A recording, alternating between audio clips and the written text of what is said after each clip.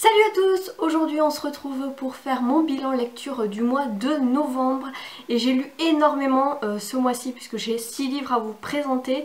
Je vais essayer de faire vite pour pas que la vidéo dure 3 ans. Mais bon, allez, c'est parti. Au mois de novembre, j'ai lu, ou plutôt j'ai terminé David Copperfield de Charles Dickens aux éditions Le Livre de Poche. Donc c'est une grosse briquette qui fait plus de 1000 pages. Donc pour un week-end à 1000, hein, voilà, si vous voulez vous faire ce livre, c'est parfait. C'est un roman fleuve, un classique de la littérature anglo-saxonne. On est au 19e siècle, on va suivre David Copperfield de tout au long de sa vie, de sa naissance jusqu'à un âge très avancé, mais disons que le gros de l'histoire va se concentrer plus sur son enfance et sa vie de jeune adulte. Évidemment, David n'a pas une vie tout à fait rose, il va se passer beaucoup de choses, notamment déjà à sa naissance, il est orphelin de père, et très vite sa mère qui va se remarier avec un homme qui va s'avérer être vraiment horrible avec le jeune David et qui va tout faire pour l'éloigner, va le mettre en pension, va s'en suivre évidemment un deuil, une fugue, va essayer de retrouver une tante éloignée qui va se rapprocher le plus de ce qui lui reste de famille et va essayer de parfaire son éducation pour pouvoir avoir une vie meilleure et un meilleur métier. J'ai bien aimé ce livre, l'écriture de Charles Dickens est hyper fluide. Les personnages sont très attachants, même si, enfin, je sais pas, il arrive à les décrire de manière à ce qu'on se rappelle d'eux, même si on les a pas, disons qu'on les voit pas de chapitre en chapitre, mais on arrive à s'en souvenir, il marque les esprits. Après c'est vrai que je l'ai lu sur plusieurs mois parce que voilà, c'est quand même un gros pavé et ça me tombait un peu des mains parce que j'avais l'impression de ne pas avancer, donc j'ai mis quand même plusieurs mois à le lire, mais je suis contente de l'avoir terminé. C'était plutôt une bonne lecture. Même si je trouvais que le bémol c'était les personnages féminins qui m'ont vraiment agacée parce que voilà, elles sont cruches, enfin il n'y en a pas une pour attraper l'autre. Notamment la mère de David Copperfield qui est vraiment une victime mais fois 1000. Et puis Dora qui est la petite copine de David qui elle est stupide et qui le revendique en fait. À part chanter et faire de la peinture, elle sait rien faire d'autre. En gros c'est sois belle et tais-toi en gros. Et ça m'a vraiment énervée. Après c'est vrai qu'on est dans un contexte de 19e siècle et que les femmes au niveau de l'éducation c'était pas trop ça. Mais bon, ça m'a un petit peu énervée. Voilà. Ensuite, j'ai dévoré un livre, Les Morsures de Londres de Karine Jebel aux éditions Pocket. Alors ce livre, c'était un peu le livre qui devait trancher parce que Karine Jebel, c'est un peu je t'aime moi non plus. J'avais adoré Juste une ombre de cet auteur, mais j'avais détesté De Force que je trouvais beaucoup trop cliché. Du coup ce livre c'était un peu celui qui devait trancher entre j'aime ou j'aime pas Karine Jebel et heureusement ça l'a fait puisqu'on va être dans un huis clos. Pas tout à fait un huis clos parce qu'il y a des scènes qui se passent à l'extérieur, mais en gros le gros de l'histoire c'est Benoît, un policier qui va se faire kidnapper par une femme en apparence séduisante, Lydia, qui va le séduire, le droguer et l'enfermer dans sa cave, dans une cage qu'elle a fait construire dans sa cave, et il va rester là pendant des semaines et des semaines. Elle va lui faire une torture psychologique mais aussi une torture physique et il va être vraiment dans le froid, dans le noir, dans la faim. Enfin, ça va être vraiment horrible et je trouve que l'auteur a su très bien dépeindre cette torture. Et apparemment Lydia est un peu zinzin et elle lui reproche d'avoir commis quelque chose il y a peut-être 15 ans de ça et lui il est persuadé qu'il est innocent et qu'il n'a pas fait ce dont elle accuse. Et il va essayer de lui prouver que c'est pas lui, mais c'est compliqué vu qu'il est enfermé et qu'elle ne le laisse pas s'exprimer. Mais voilà, j'ai adoré, on est vraiment dans quelque chose de très psychologique, de très sombre, de très froid. En plus ça se passe juste avant Noël, donc c'est parfait si vous voulez pour un Cold Winter Challenge par exemple. Voilà, j'ai adoré, je l'ai lu en 2-3 jours, c'était vraiment génial, je vous le recommande. Ensuite j'ai enchaîné avec un service presse que j'ai reçu de la part de Estelle, la chargée de com de l'auteur, que je remercie beaucoup pour son envoi et pour sa confiance. Il s'agit de Le Cercle de 7 de Adrienne Anderson aux éditions Prémédite. Donc Prémédite c'est une maison d'édition que je ne connaissais pas et en fait il s'agit d'une maison d'édition collaborative puisque ce sont un comité de lecteurs, de gens lambda comme vous et moi qui aiment la lecture et qui participent à ce comité pour savoir s'ils éditent les livres ou pas.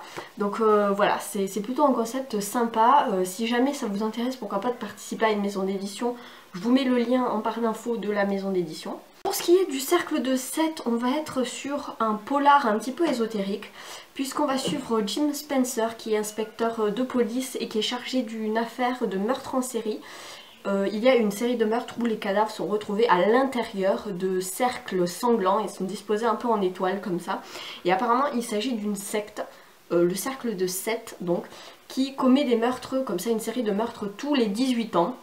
Et il se trouve que Jim Spencer a un esprit de revanche puisque sa mère a été tuée dans la dernière série il y a 18 ans. Voilà, alors le côté ésotérique, polar et tout, moi c'est quelque chose qui est pas nouveau en littérature policière, mais c'est quelque chose que moi j'adore personnellement, et ce livre avait tout pour me plaire. Malheureusement ça ne l'a pas fait. Et je me dois d'être honnête avec vous, c'est pas parce que c'est un service presse qu'il faut dire du bien si on n'a pas aimé, je préfère être honnête. J'ai pas aimé parce que en fait il m'en manquait beaucoup trop d'éléments.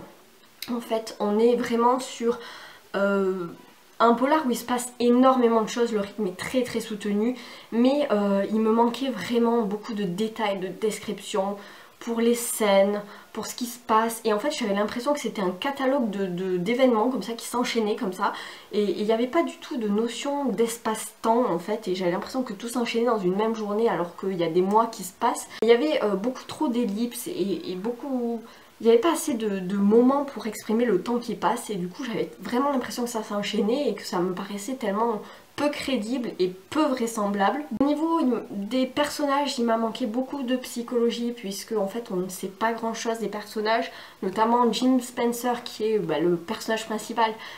Et ben à part le fait que c'est un jeune policier d'une trentaine d'années qui est chargé de l'enquête, qui est omnubilé par son travail parce qu'il a cet esprit de revanche par rapport à sa mère, et bien on ne sait rien de lui. On ne sait pas qu'en est-il du reste de sa famille, quel est son passé, quelles études il a fait, est-ce qu'il aime la musique, est-ce qu'il a un chat, où est-ce qu'il habite. On ne sait rien du tout de lui. Pareil pour son coéquipier Julian. Et les autres personnages c'est pareil. Donc voilà, il m'a manqué beaucoup d'éléments pour m'identifier et pour avoir un côté un peu plus humain, un peu plus... profond au niveau des personnages. Il m'en manquait également beaucoup d'explications par rapport ne serait-ce qu'au cercle de Seth, qui est donc cette secte qui vénère Seth, le dieu égyptien. C'est tout ce qu'on sait, on sait juste que c'est un dieu égyptien, et je ne sais pas le dieu de quoi. Qu'est-ce que c'est que cette croyance, d'où est née cette secte, son historique, ses rituels, tout ça. Et j'ai aucune explication là-dessus et j'ai été vraiment un petit peu laissée sur ma faim, j'ai pas eu mes réponses à mes questions et du coup ça m'a un petit peu perturbée. Je pense que c'est un livre qui aurait mérité beaucoup plus de pages puisqu'il fait à peu près 280 pages, il aurait au moins mérité 300 pages de plus, quitte à faire un 2 tomes ou une série, je sais pas. Mais voilà, il m'a manqué beaucoup d'éléments, ça allait beaucoup trop vite, j'avais l'impression de me perdre des fois parce qu'on passait du coq à l'âne des fois. Et du coup voilà, ça m'a un petit peu dérangée. Mais voilà, si jamais ça vous intéresse de jeter un coup d'œil, n'hésitez pas à vous renseigner au niveau de cette maison d'édition Prémédite. Je vous mets tout ça en barre d'infos. Du coup, après cette petite déception, j'ai eu envie de me tourner vers une valeur sûre et j'ai eu envie de lire un Agatha Christie puisqu'en fait je venais aussi de voir l'émission Secret d'Histoire qui avait été consacrée à cet auteur. Je vous mets d'ailleurs en barre d'infos ou dans le petit i le replay de Secret d'Histoire qui était vraiment super génial. Bon, moi j'ai pas appris grand chose de nouveau puisque j'avais lu l'autobiographie de l'auteur que je vous recommande. Mais c'était vraiment sympa, donc n'hésitez pas à aller voir cette émission. Et donc ça m'a donné très envie de me replonger dans un Agatha Christie. Donc c'est un cadavre dans la bibliothèque aux éditions Le Masque. Ici on n'est pas du tout avec Hercule Poirot, on va être avec Miss Marple. Et j'étais très contente de retrouver ce personnage parce que je n'avais lu qu'un seul livre avec Miss Marple et je l'avais trouvé assez peu présente. Ici on va être avec la découverte du cadavre d'une jeune fille dans la bibliothèque du colonel Bantry et de sa femme qui vont se faire réveiller par leur servante en panique, leur dire il y a un cadavre dans votre bibliothèque, et effectivement il y a le cadavre d'une jeune fille, donc ça la fout mal. Évidemment ils vont appeler Scotland Yard et Miss Marple pour mener l'enquête et il s'avère que cette jeune fille est danseuse professionnelle dans l'espèce de hôtel, salle de spectacle, casino un petit peu du coin, le Majestic, et ils vont aller enquêter là-bas. Évidemment il y a toute une galerie de personnages et évidemment il y a un twist final et je n'avais pas vu venir le coupable. Moi ce que j'aime avec Agatha Christie c'est vraiment cette ambiance très british, très 20e siècle, avec les scones et le thé dans des petites tasses en porcelaine avec des fleurs, enfin c'est vraiment cette ambiance là que j'aime beaucoup. Donc voilà, j'ai retrouvé cette ambiance, même si c'est pas le meilleur Agatha Christie de tous les temps, j'ai quand même passé un excellent moment de lecture, c'était très divertissant. Ensuite j'ai lu aussi une valeur sûre pour moi, il s'agit de Origine de Dan Brown aux éditions J.C. Lattès. Dan Brown c'est le genre d'auteur dont je lis tous les livres quand ils sortent, et ici on va être encore avec un livre sur Robert Langdon qui est un personnage récurrent de cet auteur. Robert Langdon qui est professeur de symbologie qui va être invité à Bilbao en Espagne au musée de Guggenheim où il y a une représentation qui va être faite par son ami et ancien élève Edmund Kirch qui est un grand futurologue, un grand scientifique de génie. Et il lui dit qu'il a une terrible révélation à faire qui va changer la face de l'humanité. Du coup il a décidé de faire les choses en grand et d'inviter tout le monde à une représentation au musée.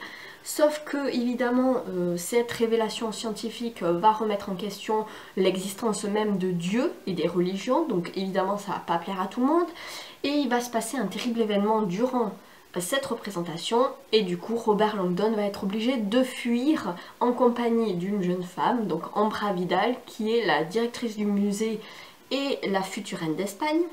Rien de moins que ça. On s'est embarqué pour Barcelone où ils vont essayer de retrouver l'endroit où Edmund a caché sa vidéo de révélation pour pouvoir la diffuser au monde entier. Et évidemment il y a des gens qui sont pas trop d'accord avec ça, hein, notamment l'église, et qui vont essayer de les arrêter. Voilà, donc course-poursuite sur fond de religion versus technologie, progrès scientifique. Ce sont des thèmes chers à Dan Brown. Des thèmes d'actualité, donc moi j'ai adoré, surtout que là on est vraiment dans du Twitter, blogosphère, intelligence artificielle, puisque en fait justement Ambra Vidal et Robert Langdon vont être assistés par Winston qui est une intelligence artificielle, donc c'est plutôt innovant et j'ai adoré. J'avais lu le précédent tome de Dan Brown avec Robert Langdon qui se passait à Florence, c'était Inferno, et j'avais moyennement aimé parce que je reprochais à l'auteur de tirer toujours sur les mêmes ficelles narratives. C'est-à-dire qu'on a ce prof qui va être dans un lieu, donc généralement c'est assez historique, on a Florence, on a Paris, enfin bon bref, et là on est en Espagne, et il va avoir une course-poursuite et il va être en compagnie d'une jeune femme séduisante évidemment, donc c'est toujours plus ou moins les mêmes choses, mais bizarrement dans Origine ça ne m'a pas du tout dérangé, au contraire j'ai adoré le suspense qu'il y avait autour de cette fameuse révélation scientifique qui allait changer la face de l'humanité. Après c'est vrai que quand on a cette révélation, et ben c'est un peu retombé comme un soufflé, voilà, j'étais un petit peu déçue mais ça tient la route, donc ça va, c'est pas non plus tiré par les cheveux, donc ça passe. Donc voilà, j'ai adoré cette lecture, c'était un bon moment de divertissement, c'est pas un coup de cœur, mais voilà, j'ai beaucoup aimé. Pour finir ce très long update lecture, je vous parle de mon dernier livre que j'ai lu au mois de novembre. Il s'agit de Autre Monde de Maxime Chatham, le tome 1, l'Alliance des Trois. Là c'est aux éditions France Loisirs et j'aime bien ce format qui est un semi-poche. Je sais pas si vous allez voir, hop, comparé à un grand format. Donc j'en avais beaucoup entendu parler de cette série, notamment par Nin et par Lemon June qui avaient adoré. Et du coup quand je l'ai vu à France Loisirs à 2 €, je me suis jetée dessus. Donc on va suivre Matt et Tobias qui sont deux ados lambda, hein. Moi j'ai adoré ce côté très années 90, non début des années 2000, puisque ils vont être avec MSN, ils vont avoir ces références Seigneur des Anneaux, System of a Down, c'est toute mon adolescence, donc ça j'ai beaucoup aimé. Ça se passe à Manhattan et peu de temps avant Noël, il va y avoir une terrible tempête, mais une tempête électrique avec des étincelles bleues qui va s'abattre sur la ville. Et qui vont toucher Matt, puisqu'on va suivre Matt, le personnage principal, il va se faire électrocuter, il va tomber dans les pommes, et quand il va se réveiller, il va se rendre compte que le monde a changé, que apparemment les adultes ont disparu ou se sont transformés en d'horribles mutants qu'ils appellent les gloutons, et qu'il se passe beaucoup de choses, qu'il y a des créatures bizarres qui sont apparues, et que bizarrement il n'y a que les enfants et les adolescents qui ont survécu à ce cataclysme. Et avec son ami Tobias, ils vont essayer de trouver un autre camp pour se réfugier avec d'autres enfants. Ils vont rejoindre l'île de Carmichael, qui est donc un camp d'enfants et d'adolescents qui essayent de s'organiser en société. Donc ça j'ai beaucoup aimé ce côté Sa Majesté des mouches, voilà, c'était assez sympa. Il va se passer des choses sur ce camp, sur cette île. Je vais pas vous en dire plus parce que vraiment c'était génial. Il y a un petit peu de magie, un petit peu de fantastique, fantasy. On est vraiment dans une ambiance un peu Harry Potter et adolescent. Voilà, j'ai vraiment retrouvé l'esprit que j'avais quand j'étais ado et que je lisais Harry Potter. Je pense que si je l'avais lu à 14-15 ans, j'aurais surkiffé, même si là aujourd'hui j'ai quand même surkiffé. Ça se lit tout seul, vraiment. C'était, je l'ai lu en, je sais pas, même pas quelques jours quoi, une semaine même pas. J'ai adoré. Et j'ai très hâte de lire la suite parce qu'il y a quand même 7 ou 8 tomes, je sais plus, mais il y a quand même, c'est une très très longue série. Mais voilà, j'ai adoré, je vous recommande cette série. Voilà, c'en est tout pour ce bilan lecture du mois de novembre, j'espère que ça sera pas trop long. N'hésitez pas à aller me suivre sur Instagram et sur Twitter, c'est là où je suis le plus active. Et n'hésitez pas à aller voir ma vidéo avec le concours de Noël puisque je vous fais gagner un livre pour vous remercier d'être toujours plus nombreux sur la chaîne. Voilà, ça me fait très plaisir que vous soyez là, que vous regardez les vidéos, que vous commentiez ou pas, que vous laissiez un pouce bleu ou pas. Voilà, ça me fait très plaisir de vous faire gagner ce livre qui en plus est... Attention teaser, mon énorme coup de cœur de cette année 2017, rien de moins. En attendant, je vous souhaite de belles lectures et probablement de bonnes fêtes de fin d'année puisqu'on ne va pas se retrouver d'ici là. Probablement, je ne sais pas. Donc voilà, de très bonnes lectures. N'hésitez pas à commenter, à me dire ce que vous avez lu au mois de novembre. Et puis, je vous dis à bientôt. Ciao!